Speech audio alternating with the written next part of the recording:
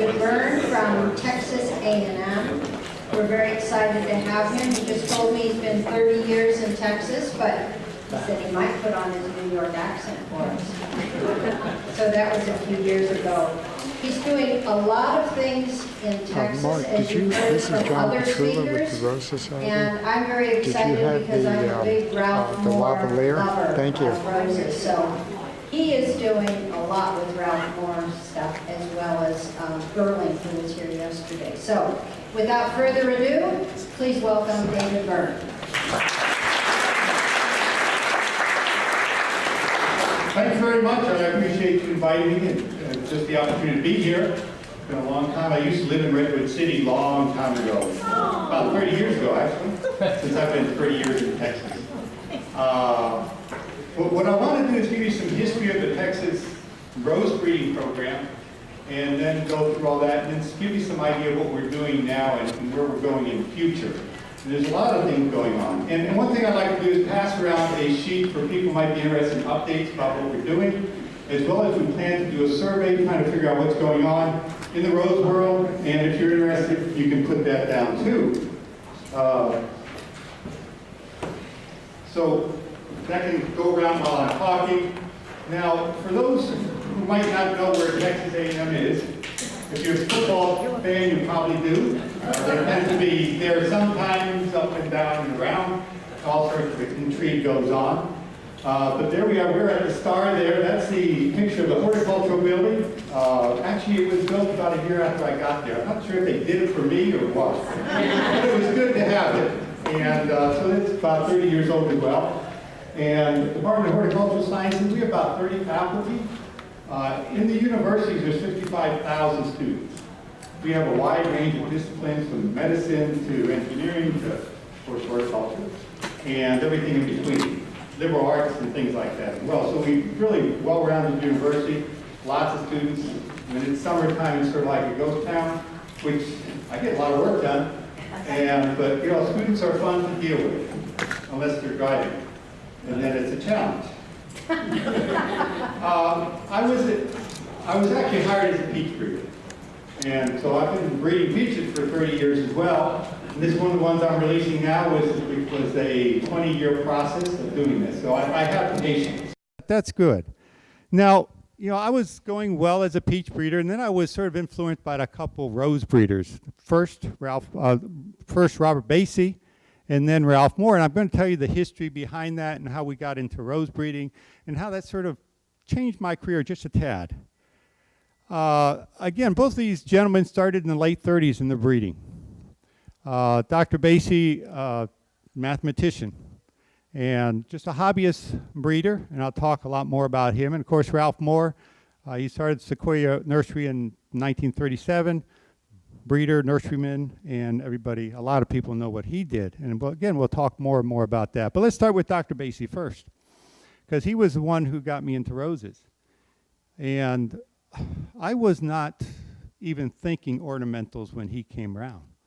It was, you know, he was a retired mathematician when I met him in, I think 1990 is when I met him. And he taught things like imaginary numbers and things like that. Things I have no idea what they are. But he did, and he did a great job. Rose breeding was his hobby in his backyard, but he had 50 acres in his backyard, mind you. Not all of them in roses, but he had quite a few in roses. And of course, the Brazos Valley gives you a unique environment to work with. And because of the environment, a lot of humidity and heat, disease resistance had to be top on his list. And that's what he was exceptionally interested in. Now, I met him. He came by the office one day. And, you know, I sort of knew who he was. And he had a little vial of tissue, a little meristem. And he came in and said, "Dr. Byrne, do you count chromosomes?" Who else comes into your office and asks you if you count chromosomes? Well, Dr. Basie. And so I said, well, yeah, in a former life I worked actually with strawberries, and I counted a lot of chromosomes, and they have 56, which is a lot of chromosomes in the plant world. And so I said, yeah, and so I counted chromosomes for him, and since that day, about every week I'd go to his house. We'd go there on Friday afternoon. We'd walk through his blocks, which is delightful. And then after we did that, we'd sit down, coffee and ice cream always. I mean, that was what we did in the afternoons, and we talked roses. And so that went on for about 10 years. I just had a wonderful time and really got introduced to the world of roses that way. And again, he had those chromosomes down there.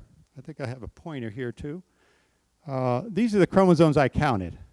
Okay, and I'll tell you more about that story because it's sort of integral to what Dr. Basie was. Now, he found out as he went through things that there was different roses. And of course, his idea was to develop carefree roses. Essentially develop a bush which he could hang those wonderful flowers because he really liked the flowers. And of course, he wasn't interested in releasing varieties. People would go by his place, say, hey, I like that. He said, well, take it. And so that's what, I mean, that's what he did. He gave it to friends, he gave it to nurseries, and the few things are out there because the nurserymen went there and said, hey, I like that. Can I have that? And of course, he always said yes. And so that's what was his interest. He was really enamored about the rose. But he ran into these challenges of breeding. And black spot is not an easy thing to work with. And we'll talk more and more about that. But he found out most commercial varieties, nice recurrent blooming, excellent horticultural characters, just a wide range of things you can do, but they tend to be tetraploid. And I'll come back and explain that a little further, because if you're not a breeder, you probably don't know what a tetraploid or diploid are, but you will learn. And then he found the best sources of black spot resistance are not in the commercial varieties. Not starting to change, but still, most of them weren't. The best sources were from once blooming species. And these really didn't have a lot of really cool horticultural traits. They had some, but the best things were in the tetraploid level. And they tend to be diploid. Okay, now diploid and tetraploid is real key to this story. And this is a shot of a diploid. And diploid means it has two sets of chromosomes. Now, 7 chromosomes makes one set in a rose. And so there's 14 chromosomes here. A tetraploid has 4 sets, so it's 24 chromosomes. And now, from a breeding point of view, that's a sort of a conundrum. But because if you cross a diploid with a tetraploid, you come out with a triploid. And to do the sexual thing, you need pairs. You know, 3's a crowd. 2 works, 4 works, sort of. In the rose world, 4 works. But 3 really doesn't work very well. So we have problems with fertility. Not that they're not completely useful, but it may not be the most efficient way to do things.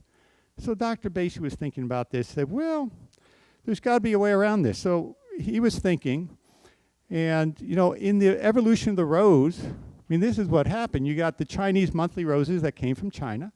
They came over to Europe, and they just started crossing with these tetraploid European roses. And of course, you got all these neat triploids, which are really nice. And through weird things that happen in the rose world, and there's a lot of interesting things that happen, of course, a few tetraploids came out. But that's not necessarily the best way to do things. But that's the way it happened in the past. And he said, well, maybe that's not the best way to do it, because triploids, a lot of them are fairly sterile. They don't have any gametes, and they just can't produce any progeny. And so what he said, well, I'm going to create amphidiploids. Now that's a big word just to say what he's done is he's crossed 2 different species to get a diploid that's, now if you look at the various species, some are closely related. You can cross them and get very fertile progeny. There's some you can cross and get sterile progeny. Well, he said, well, I'm going to take that sterile progeny, I'm going to double the chromosomes, and lo and behold, I get fertility back. And I'm on the tetraploid level, so I can start crossing with tetraploids. And so that's what Dr. Basie did. He did a lot of things like this. So he was a bit of a thinker, well, more than a bit of a thinker. He was quite a thinker, and it was really fascinating working with him. So, I mean, a lot of stuff he did was like that. So he doubled the chromosome number once he got that diploid that was sterile, and you can do this with various chemicals, and just pop it up to the tetraploid level. Really cool trick. So this is some of the dances the breeders do. And so with all this work, he did release some things. Well, release things. He gave them away, and they were propagated. I guess that's how he propagated or released things. Basie's purple, which is the one down here. Very prickly. It's a foliolosa by Rugosa cross, and it has most of the thorns of Rugosa. Belinda's Dream, which is one of the earth kind roses now. Basie's Blueberry and Basie Legacy, which are completely thornless, which I prefer, because I get all scratched up when I go through my roses. I prefer the thornless ones. The thornlessness from some American species, Rosa virginiana and Carolina. So he did a lot of interspecific type work. And then Basie's Myrrh Scented. And so those are the ones that are in commerce.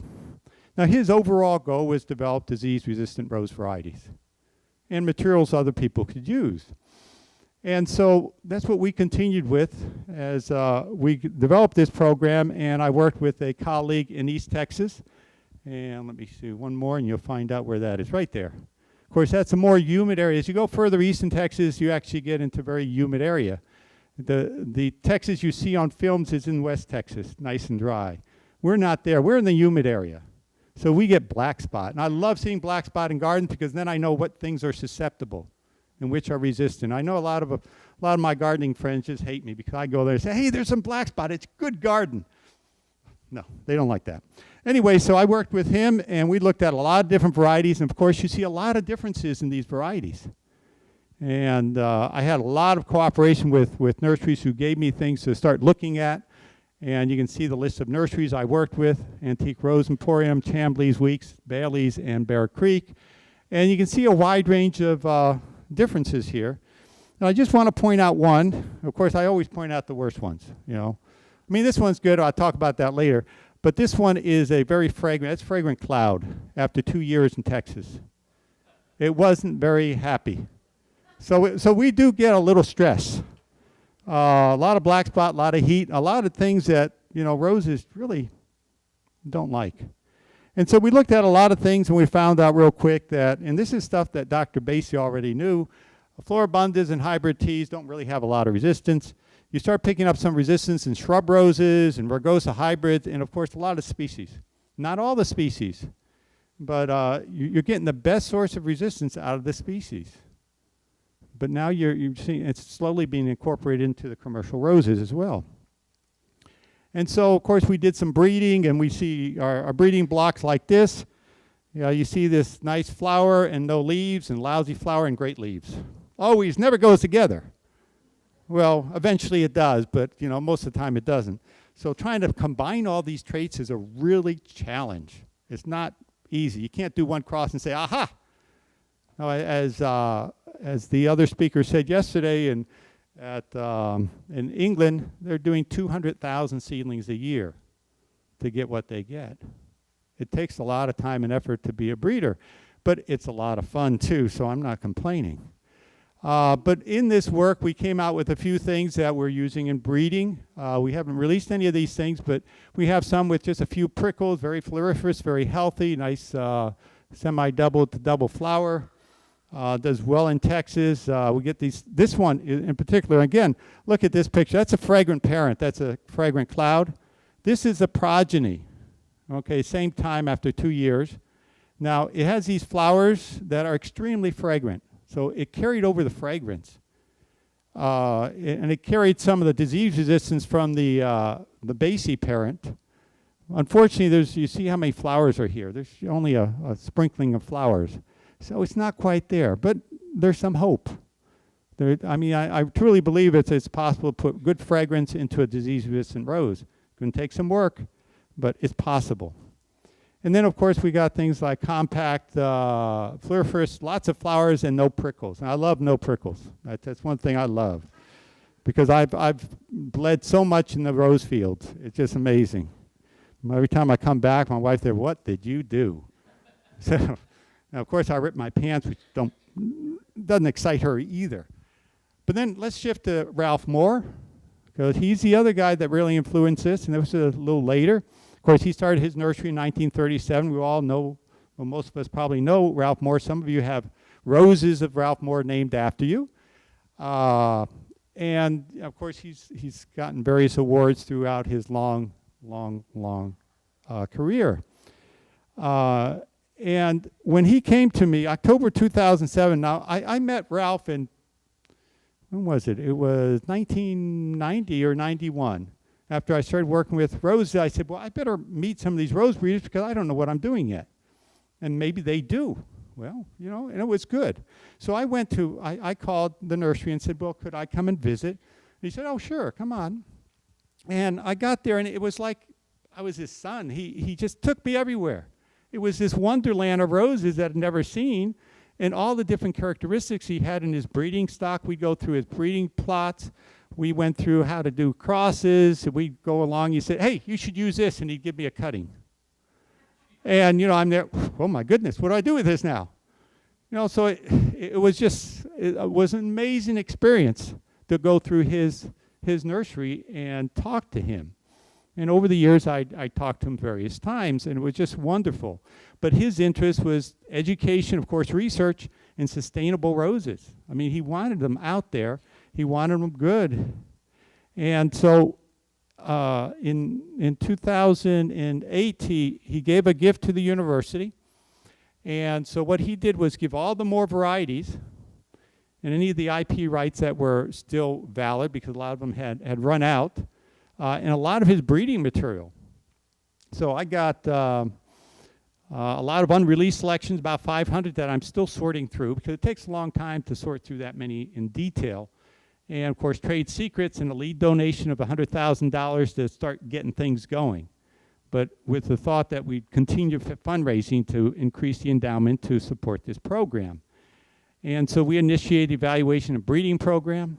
And there's also a rose sculpture, and this is a rose sculpture. This was created by his son, Keith, and it's in the horticulture building. It's all metal, so I don't have to water it, don't have to prune it. Don't think I could prune it, actually. And it's just lovely. And it's sort of a focal point where people go and have pictures taken now. Nope, no black spot either. It's a wonderful orchard, a wonderful sculpture. But going on, we have set up a Ralph Moore Endowed Fund for Excellence, again, to honor and enhance his life work, to allow students and others to participate in all these things he wanted to do. He always asked why not. He always wanted to go the next step. When he was in his 80s and 90s, he would start 30-year projects. He was very optimistic, and he just kept going. There's a lot of unfinished projects in his germplasm, and so a lot of things to do. And of course, he wanted people to develop leadership skills, help the community, be as creative as possible, and of course, a passion for learning is really what he had. And so his vision was to start the Center of Excellence for Rose and Ornamental Breeding, and he didn't want to always restrict it to rose. He wanted to have the option to go into other ornamentals, because you learn from different crops and apply it back to your original crop, which is good. I mean, that's what I've done working with rose and peach. I keep learning from each other, and it helps me in each of my breeding programs. And so we're developing the education and research side of it. And of course, I have undergraduates working with me. I have 4 or 5 graduate students that work with me on various projects. We've had visiting scientists from China and Iran and various other places. We do internships. We're thinking of starting some short courses with time. But probably the best thing of this gift for me was I had a lot more time with Ralph, because he wanted to tell me everything. And so we would walk and talk and sit and talk some more. And he'd give me his notes, and he'd give me his thoughts, and it was a wonderful time for me. But if you look at the roses Ralph released, he started in the 1930s, but look at the 70s, 80s, and 90s, about 100 every decade, so that's 10 a year. It's a lot of roses to release. He did a lot of work. And notice in the 70s, 80s, and 90s, he's in his 60s, 70s, and 80s. So there is hope. I guess I'm really the younger generation. I'm just getting started, which makes me feel really good. But even in 2000, he was releasing varieties. You know, so he didn't slow down very much. And of course, he's best known for his roses and his miniature roses, and he's released maybe about 300 of these. About half of what he released was miniatures, but he worked on other things. He had a lot of ideas he was working on. Miniatures being one, but also stripes. He did a lot of stripes. Beyond the stripes, the halo roses, which was sort of new. And this is from another rose variety called Anytime that he selected for this halo trait. But beyond that, he also worked with Hulthemia Hybrids, which was work that was started in England in the 1960s, and he continued, and Jim Sproul now is continuing with that work and coming out with some very nice halo types. And if you look at these petals, the interesting thing about the Hulthemia type is that you get the dark color on both sides of the petal, whereas with the other halo types, you only have it on one side of the petal. So this is probably a better approach. So it was a hard one because Hulthemia is not terribly closely related to most other roses. So it took 50 years to get close. And now we're coming out, or Jim's coming out with some very nice things. Moss roses was another thing he wanted to develop. And so this is sort of, he released some varieties, but he's got a ways to go to really get it mainstream. Crested roses, you know, with the sepals, all with this lace type effect. Really pretty.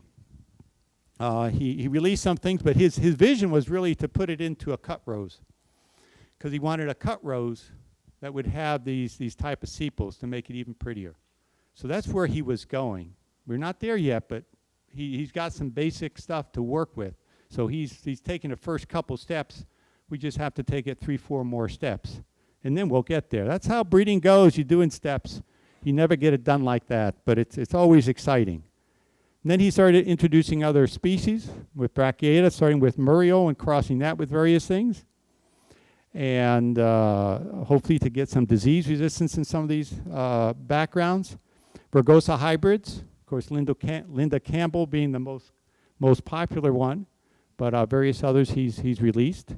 So a lot of things he worked with, not just miniatures. He was quite a explorer. Now, one thing to note that these two worked with a lot of different species. They didn't work with one species. And of course, if you look at roses, it's a combination of species anyways. And we'll talk a little more about that too. But you can see they've worked with a lot of different species. Of course, they both, with Hulthemia, Ruturiana, Brachyata, Roxburghii, Suliana, you can go through the list. A lot of different things that they worked with. Some of it for disease resistance, some of it for unique horticultural traits. But those are long-term projects when you start incorporating species into your breeding. But that didn't scare him. And so when he gave this collection to A&M, we had to do inventory. And I tell you, that was quite a job.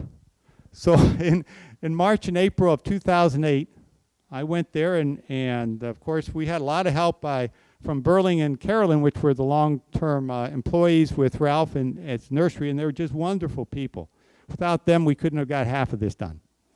And of course, the other essential component here is Natalie, who is my right-hand, I guess, woman, not right-hand man, right?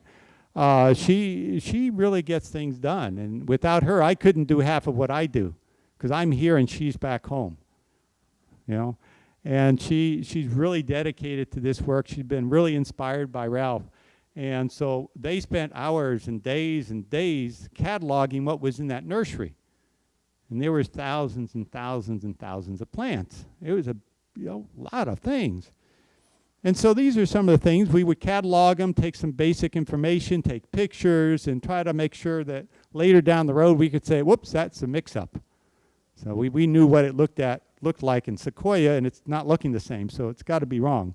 And so we did a lot of this work. And then in April of 2008, he was ready to retire. And he was 101 by this time, mind you. But when he retired, he said, well, don't take everything. Leave some stuff for me.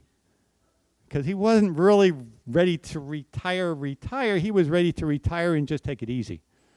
But he still wanted some roses, do crosses, look at seedlings, so we left the seedlings. We left some basic parents that he could work with in one greenhouse. Everything else went. So 95% went, and he kept 5%, which is what he could handle. And so, yeah, he was sort of ready to retire. And so the roses were moved to Greenheart. And now, Bill DeVore really comes key here because he helped us do this. If it wasn't for him, we wouldn't have got half the way we got. And so he took all these roses, and he thought, he said, well, the rose collection couldn't be that big. Well, So he thought he could do it in one truck. Well, 5 trucks later, he got it done.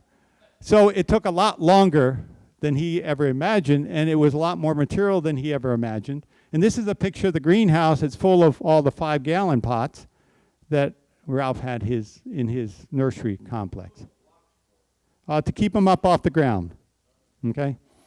And they had to weed these and fertilize them and really get them growing again, because they were a little weak by the time we got to them, because they've been less and less care just because a lot of other things were happening. And so, again, Burley and Carolyn were very essential here. They would go and verify the identification of all the varieties that went there, so we wouldn't be mixed up and sell things wrong. And so they went to Greenheart various times, and this is a propagation bed at Greenheart, so that they used to help identify these things. And so that was July in 2008. And then all the ones that were in the greenhouse went outside in pots and were maintained there. And then at that time, I started evaluating them, because I didn't really know what was out there yet. Now, Greenheart's on the coast, so it's very different from Texas. You have to keep that in mind. So it's to give me no idea what they'll do in Texas, but at least I get an idea what they look like. And then that's a good start. And in November 2008, Ralph actually went to visit the collection. And so Bill was very gracious. He spent all day with us and took Ralph out. He got close so Ralph could hear, because he was having trouble hearing. And it was just a wonderful visit. Ralph really enjoyed it. And then we started moving things to Texas. And this is, Texas is not an easy place to live for a rose. Easy for people, mind you, but hard for roses. And so we started putting them out in the field. And we don't spray in this particular field, this research field, we don't spray at all. So they had some trouble, because where he was breeding, he didn't have black spot. So they were not selected for resistance. So, that was an issue, and we knew that was going to come. And then throughout 2009, I came 3-4 times to look at the roses and take notes and that sort of thing. So I'd come for I'd come for peaches and then go see roses and then come back and go back and forth. So I had a lot of fun and a lot of travel. It was always interesting going from the Central Valley to the coast and the difference in the climate. Sometimes I forgot and got out of the car not knowing where I was, and then be hit with the heat. And that's no fun. It's always nice to be ready. And then in February of 2010, the breeding material was moved from Greenheart to Texas. Okay? And I got very good cooperation from Seville Farms, which is near actually Fort Worth. And they planted this whole collection out for me and maintained it for me up to this day. And there was, I guess 1,200 plants we put out there in one day. They sent all their people to help us, so we got it in. And now they do spray it because it's to maintain the collection. Okay, and we evaluate it as well, but they do have to spray this to keep the black spot off of it. But we can evaluate for heat tolerance very nicely. So I don't have to worry about the black spot. I can do the black spot evaluation in College Station. So we have various sites we're moving in. And so in 2010 of August, Seville Farms, we had have this, went to the evaluation. And again, you can see here, what makes this program go is that the students I work with, and we went and evaluated all these things for the first time, actually, in this case. And then we had a field day, so it's showing people the Ralph Moore Rose collection. Master gardeners, extension people, researchers, nurseries, everybody was invited. That was on our list. I didn't have a big enough list for everybody. But so we got a lot of people out there to look. And in 2011, we did it again. And one of the ideas here was to get some of these things tested by nurseries so they could go out and commercialize some of the unselected materials or unreleased materials to hopefully generate a little money to go back to maintain the collection. Okay, so we have various nurseries doing evaluations: Monrovia, Marinova, Capstone, Greenleaf, Seville, and Kawamoto Nursery. Now, Kawamoto Nursery is a nursery in Japan, and they came out and looked at things. And when they were leaving, they said, just ship it to us. I said, well, which ones? All of it. I said, really? And I said, well, can I do it in stages? Because you can imagine trying to send 500 different things in one swoop. No. So we've sent them about 100 things to evaluate by now. And every year we'll send them a few more. But and the other thing they said, well, you should come in May to look at them. I said, well, May, I'm too busy. I got peaches and roses and everything else to do in May. There's no way I'm going to get Japan in May. How about August? They looked at me saying, August? We don't have roses in August. They don't flower. I said, well, we have flowers in August and we're hotter. So maybe you should do some of ours in August. I want to see them in the worst condition, not the best condition. And so, well, they haven't told me to come in August yet, but maybe. Well, we'll work on it. Once they see them, maybe they'll decide, hey, some of these are good. You know, they do in August. And again, what these two men wanted was pass the torch to the younger generation, which makes me feel very young. Of course, I guess there's a younger generation too. But you know, that was their vision. They wanted to keep things going. They want to make it work. Do the long term. And here's some of the younger generation. You see, I'm in there. So, but yeah, you see, I'm the old guy in there. So I guess I'm the old guy in the younger generation. But you see, all these people, most of them are working with roses, some with peaches. But so I padded it just a little. But anyways, they're excited. You know, I get more interest in rose breeding from a research point of view, from a graduate studies point of view, than fruit breeding ever had. So there's a lot of excitement out there. Okay, so what are we doing? Well, I mean, are we doing anything since Ralph gave us this stuff? Well, yeah, we're doing beyond evaluation, which we've done a lot of. We've done a lot of evaluation. What I do breeding-wise is I have basically a couple breeding programs. One on the diploid level. Remember I told you 2 sets of chromosomes, and one on the four set of chromosome level. So one on the diploid, one on the tetraploid level. And then I have a program that sort of try to combine them. Okay, so I do 3 different breeding programs on purpose. Okay, and so what we're trying to do is combine the Basie and Texas A&M stuff with the Moore stuff, because the Basie and Texas A&M stuff has really good disease resistance, really good heat tolerance. The Moore stuff has wonderful horticultural characteristics, and some have really good heat tolerance, but generally black spot is an issue. And so I got to get that in there. And so we're doing a lot of these types of crosses and starting to put them out in the field and see what the torture field does. You know, no sprays. And it's interesting to see how many things. This is done the typical way. Do a lot of crosses and put out a lot of seedlings, just typical plant breeding. We're doing other stuff, and this is one of the graduate students. This is Jake, looking at ploidy levels, because ploidy does count. I mean, it's very important. And so he said, well, I said, well, let's see what all this Ralph Moore stuff is. What ploidy level is it? Is it diploid? Is it triploid? Is it tetraploid? Or is it something else? We didn't know. So he did that. And then we're starting to do some interploidy crosses, diploid, tetraploid, triploid, all the different combinations to see what we can do with it. And some interesting things coming out there. And of course, we have lots of collaborators.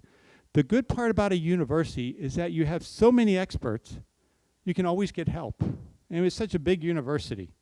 And so here we have George and Dave. They're specialists in cytogenetics and chromosomes. And so we go to their lab and say, hey, help us. And no problem. They're more than happy to help. And so if you look at the ploid levels, again, the diploid and the tetraploid, if you look at the Moore collection, 14% are diploid, 78% are tetraploid, and there's some triploids.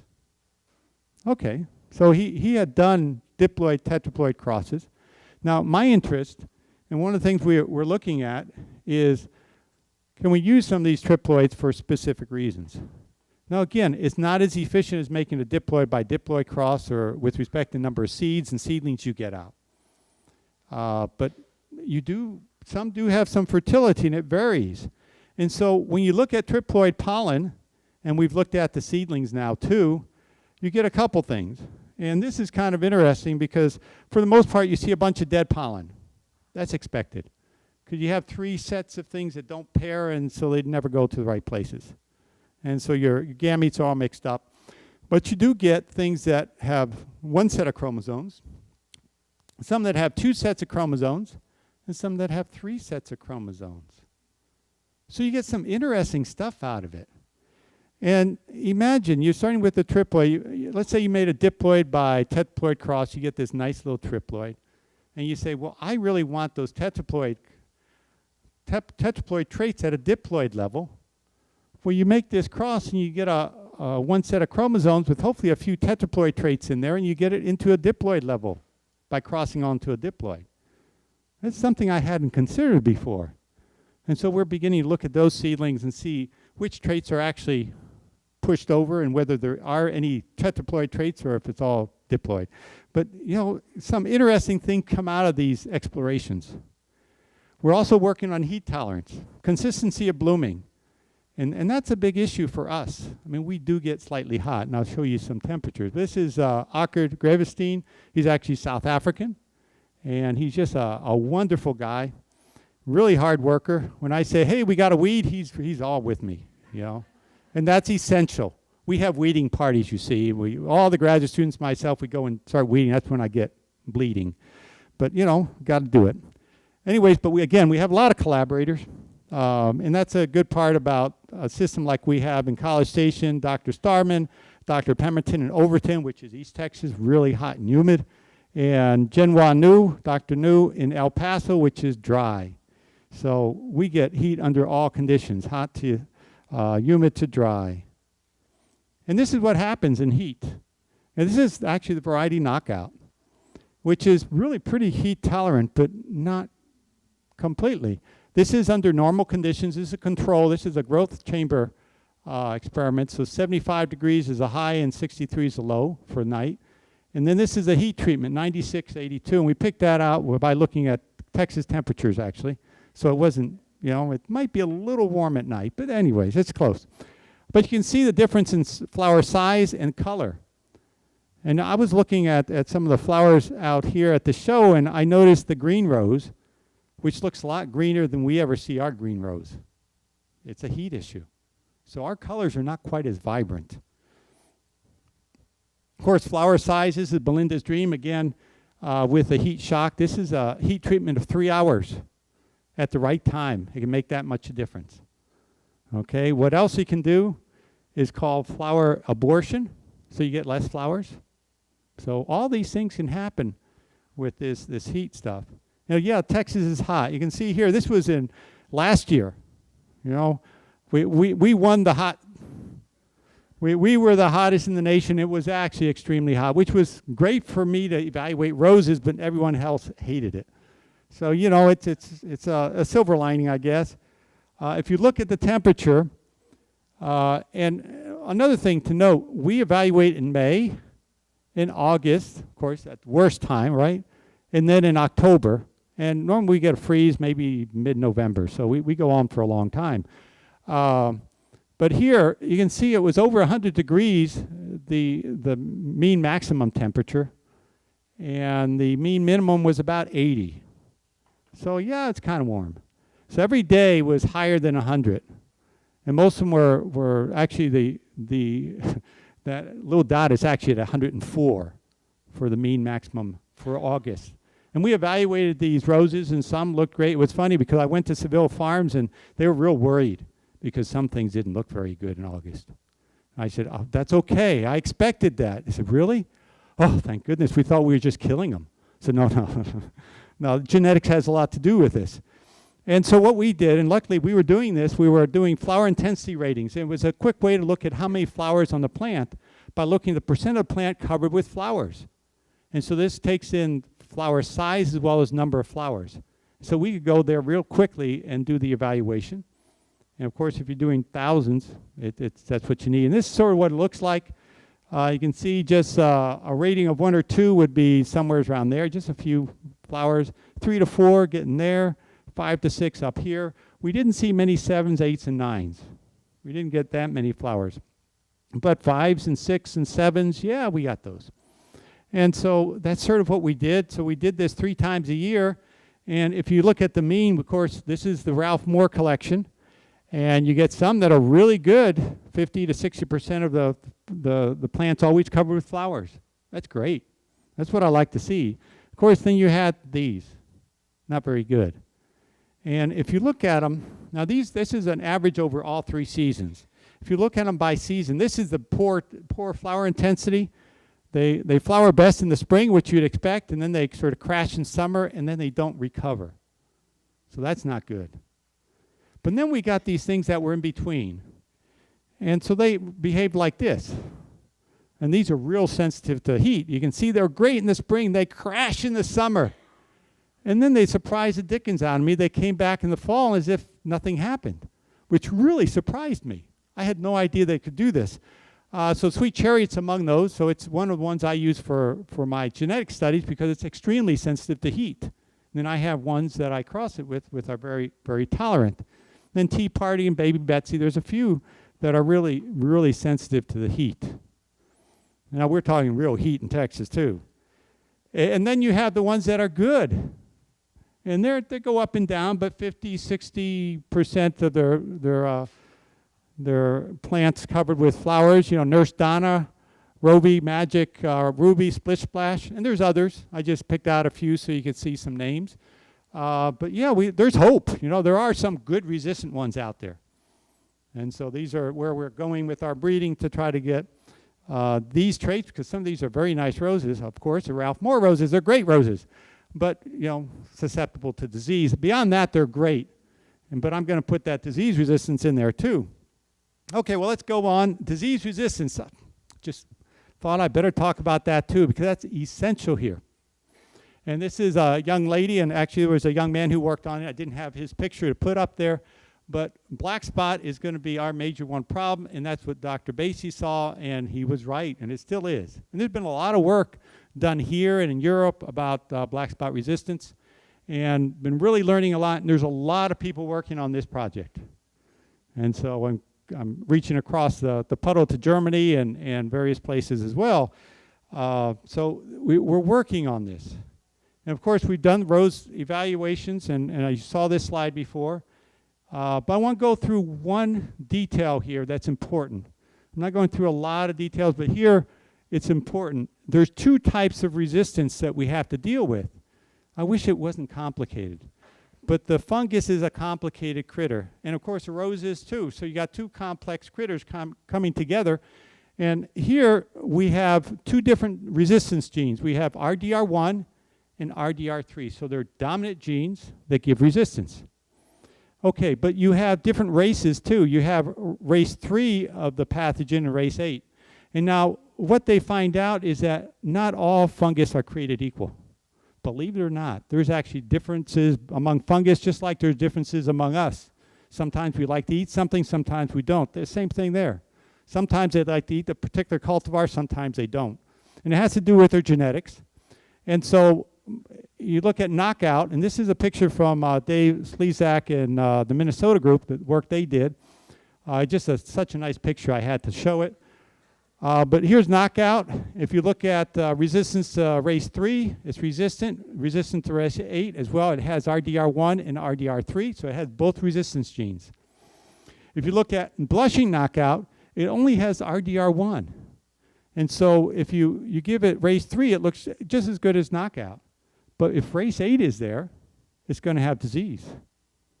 So it gets complicated. And then you get sunny knockout. Again, it has RDR3, but not RDR1. So again, depending on the particular race of pathogen, will depend on whether you see any disease. So there's a pathogen cultivar dance going on here that we have to deal with. Now the other thing is what I call partial resistance, or some people call it horizontal. There's a lot of different names and a lot of literature on this type of stuff. But what this does is resistance genes that limit the growth of the fungus, whereas the other one stopped the fungus from growing. It got there and went, can't do it. This one says, I can do it. And it starts growing. And it forms the fruiting structures. But the genes will limit how many spores it produces. And it can be very high, so it can be to the point where it can produce fruiting structures but no spores. Or fruiting structures in, let's say, 100 spores, or 1,000, or 10,000. Depending on the level of resistance. And so that's what we call partial resistance. It can be very good, And the good part about this, it seems to be pretty uniform over all races of pathogen. So it's more stable in that sense. So that's good. So we have those two systems that are on top of each other that we're dealing with. And so we have to do detailed work to figure out what we're dealing with. It can't just do, well, you can do just field resistance and field screening, but it's better to be a little more detailed so you actually know what you're doing. And of course, molecular markers, a breeder at a university cannot get away from molecular markers these days. They're ingrained in all our sensibilities and everything. And they're very useful, beyond being very interesting. And you can do there's a couple things we do here. One is to ask questions, like, what is a rose? And of course you say, well, everyone knows what a rose is. Well, I'd like to go into details, you see. And so it's a complex plant. A lot of species mixed up in here, and to understand how it works from a breeding point of view, from a genetic point of view, is extremely important. And so I've had a lot of people work on this. And of course we know the rose was domesticated in two places, from China, and then it went to Europe, and then all Dickens broke out because all of a sudden you had ever blooming where they only had once blooming. And so that was exciting. So I had a student, this is Valerie, who looked at the origin of the China roses. And she did a bunch of microsatellites, which is a molecular marker, and she looked at some sequencing of chloroplasts, all sorts of neat stuff. Really cool stuff she does. And she came out with this dendrogram, which I don't expect you to look at all the details. Memorize this and I'll test you. No, just note that you have all your China roses here, and then your tea roses here. So they separate very distinctly. So these are not made up categories. They're actually real categories, genetically as well. And then you have your noisettes and bourbons and multiflora polyanthas, and then various species here. And by looking at this, we can sort of get an idea of how these things are made. And it helps us with, making breeding strategies and things like that. And so it's really exciting. Of course, she found various sets of sports, too. Sports being one gene mutations. And this is the Old Blush group. And you have Old Blush and climbing and roulettii and of course your green rose. They're all sports of one variety, which has been here since 1752 or somewhere around there. It's been here a long time. And it's still propagated commercially. You look at these, there's some pictures of the sports, so they're very different. Again, one gene difference can make a big difference in what you see. And so you imagine a breeder working with thousands of genes. It's a challenge. Okay, now you can also map things. And this is just making a map of where things are on those chromosomes. And it's really neat stuff, really fascinating. And we have both diploid and tetraploid maps working with people across the world, so we work with a lot of people on this. I'm not a molecular jockey. I have to work with the molecular guys. And I say, do this for me, and they go, okay. And then I try to figure out what it means. And this is a map we put together. Now, you don't have to memorize this either. I just want to point out a few things, if I can find them. Here's the gene for prickles on chromosome 3. And then you go down here. This is a gene for ever blooming. And go down here, you find someplace. I've lost it. Oh, here's the gene for single and double. All on the same chromosome, which is kind of cool. And so, this is a good place to start, but this is not the end product either. I'm not terribly interested in maps. They're okay. But what I'm interested in is finding a little snippet of DNA that will tell me whether it's going to be single or double, or whether it's going to be resistant to black spot or not. That's what really interests me. So I can look at parents and say, it has these genes. And then look at another parent and say, it has these different genes. Let me combine those and get what I want. Because really, truthfully, a breeder has a lot of black boxes they're guessing at and trying to figure out what will combine, and they have to do a lot of crosses. The more you know about your parents, the better you can design your crosses. So that's what this is really all about. And so it's really to facilitate selection of whether it's seedlings or parents. And designing your strategy, of course, we want markers for adaptation traits like black spot, heat tolerance. You can go to powdery mildew, downy mildew, rust. There's a lot of things you can work on. Of course, floral and plant traits, we're working on those as well, looking at flower type and color, fragrance, flower yield.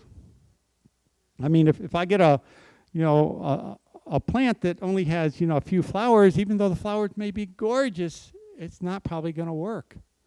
I need to get more flowers, so I have to understand how to increase what I would call yield on that rose plant. I mean, in peaches, we talk about yield, we talk about yield, but ornamentals, we also talk about yield as well. It's the yield of flowers. How many and how frequently they repeat. Very important.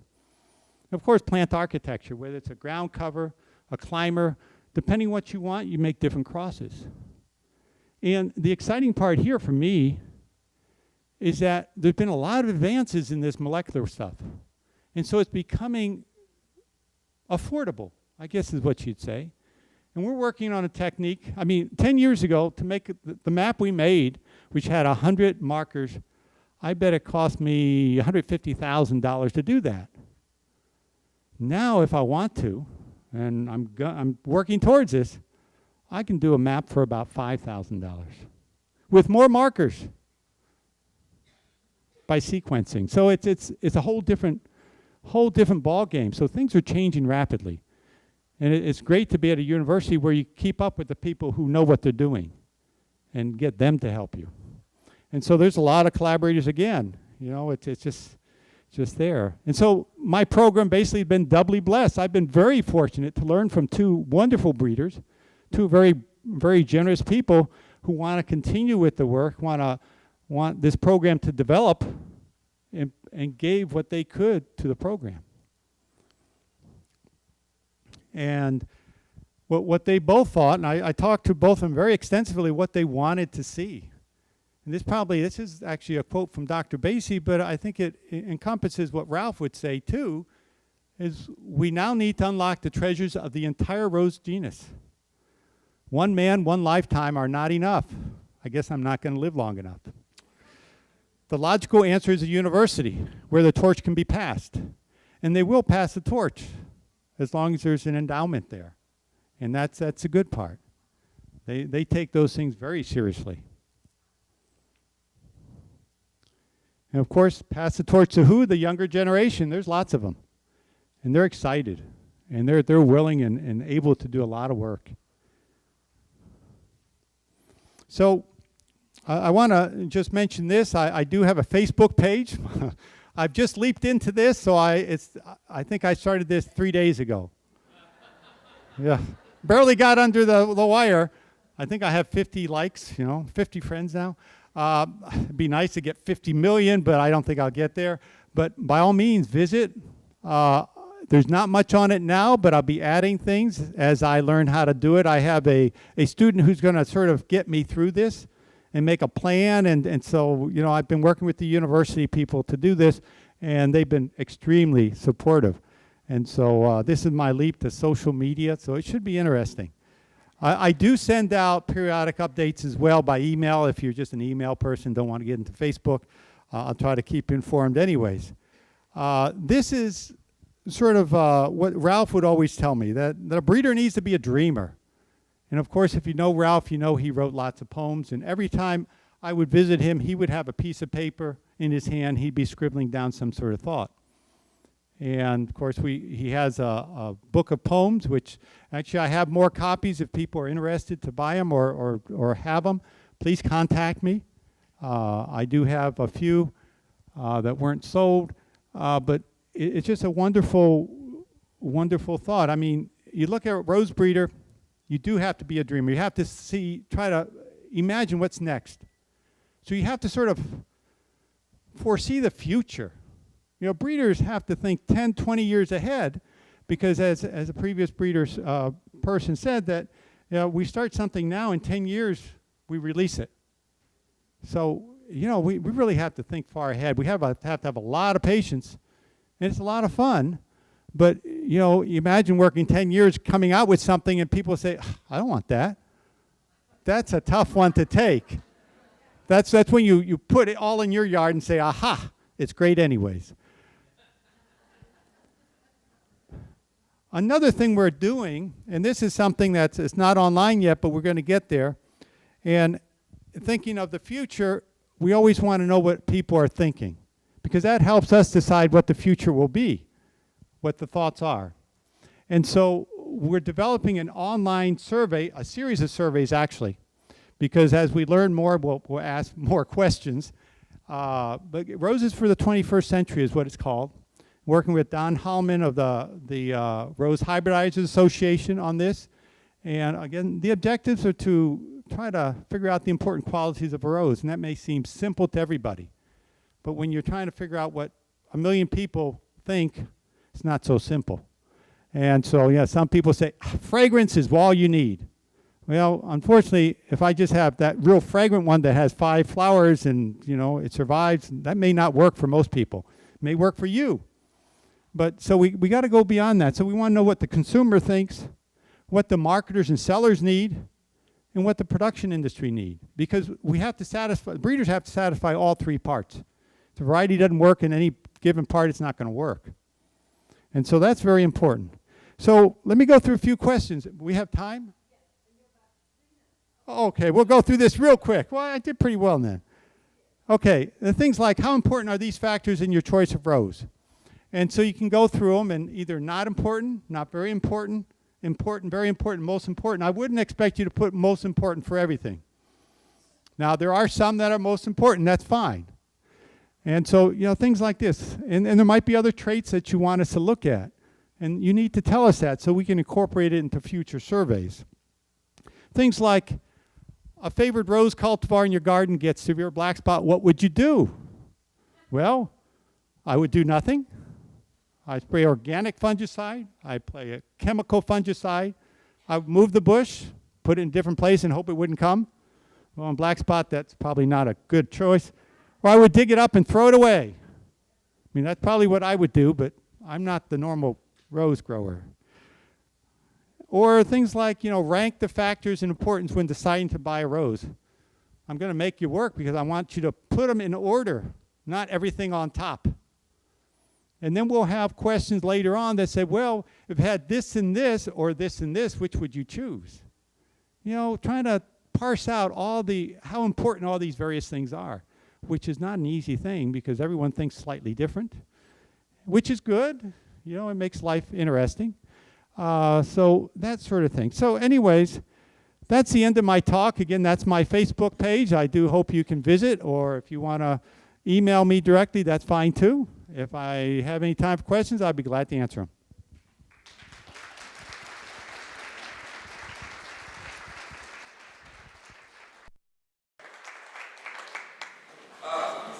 Regarding heat tolerance, have you looked at any of the old hybrid teas that were developed in Southern California in the 40s and 50s and 60s, early 60s? Okay, the question is, with respect to heat tolerance, whether we looked at the old hybrid tea developed in Southern California. No, we haven't actually. The hybrid teas I've looked at have problems with the black spot, which is another issue we're dealing with. So, and the other point to note is that heat, dry heat and wet heat are very different in their response. And so that may or may not be, they may or may not be heat resistant, but it'd be something interesting to check out. Yeah, are you looking for disease resistance in regards to rust? And if not, do you know of anyone who is looking at disease resistance for rust? Okay. Am I looking for disease resistance with respect to rust? Unfortunately, in Texas, we don't get rust. Or fortunately, I don't know. From a breeding point of view, unfortunately. From a grower point of view, very fortunately. But it's something that does need to be looked at, but it'd be more of a coastal California issue, right? And so what we need to do, and I've talked to other breeders, that we sort of have to get some good sites to evaluate some of our germplasm for rust resistance. And for powdery mildew and various of the other anthracnose and things like that. And some of the questions we will have are trying to figure out how important each one is in different areas. So those are some things we're trying to address. Yes, sir? When you're breeding, let's say you have one plant that is disease resistant and the other one is not. Have you found that by having the disease resistant as being the mother or the father passes on the disease resistance? As far as I can see, it doesn't make any difference whether it's the mother or father. Because when it makes a difference, it means that you're passing it on in your chloroplast or what have you. And as far as we can see, it's nuclear, and so it will pass equally well through the pollen pores of the egg. Yeah. Any other questions? Yes, back there. Yes, you. Have you thought of using any of your breeding techniques, extending it beyond the flowers to leaves, for leaf color, leaf shape, and to fruit, for fruit sizes and fruit color? Well, when we evaluate, one of the things I do look at is the foliage and how it looks. I mean, when I go through, I look at the plant first a lot of times. And then I look at the flowers, because if the plant doesn't look good, I'm not interested. I mean, sometimes we have these horrible plants and these gorgeous flowers, it just kills me. But, you know, from a breeder point of view, I have to throw them away.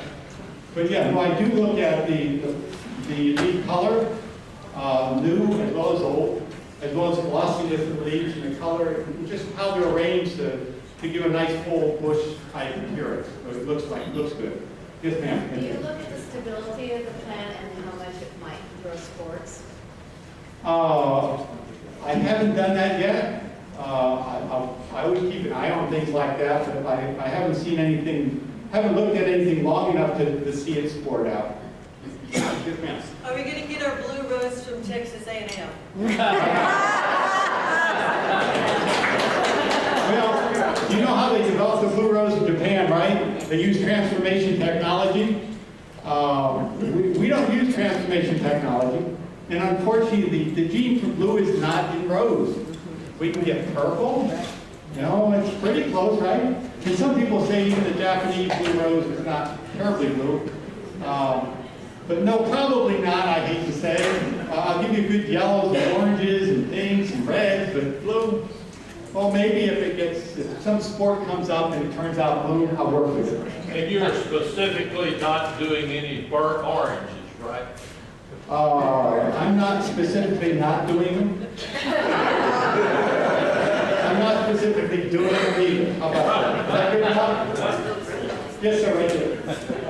What's your goals from the standpoint of commercialization? How long do you think it's going to take you to get there? How long? Oh, geez. Well, hopefully within a couple years, some of the route 4 selections will be released and commercialized. Okay, that I think is on its way. And in a couple of years, there'll be not a lot of them, maybe 3 or 4 that'll be out there. Okay. With respect to my material, we're beginning to develop it now. So what did I say, about 10 years for commercialization? You don't get out there and start selecting. I'll probably get it out in trials, and by next year I'll have some out in trials. But commercialize, it takes a little longer than that. Because really, you know, to make sure, you need to look at several sites over at least 3 years. And so it takes time, because we don't want to make a mistake. And even that, we probably will make mistakes. So we'll try to avoid it. Any other questions? Yes, sir. Wait. Oh, I just want to say something. You know, we need to move on because Ping Lim, another hybridizer, is following. You have about a 10-minute break. And then this afternoon, we're having a panel of hybridizers. So you've got a lot of places to ask your questions, and I think we should move on. And David will be available outside.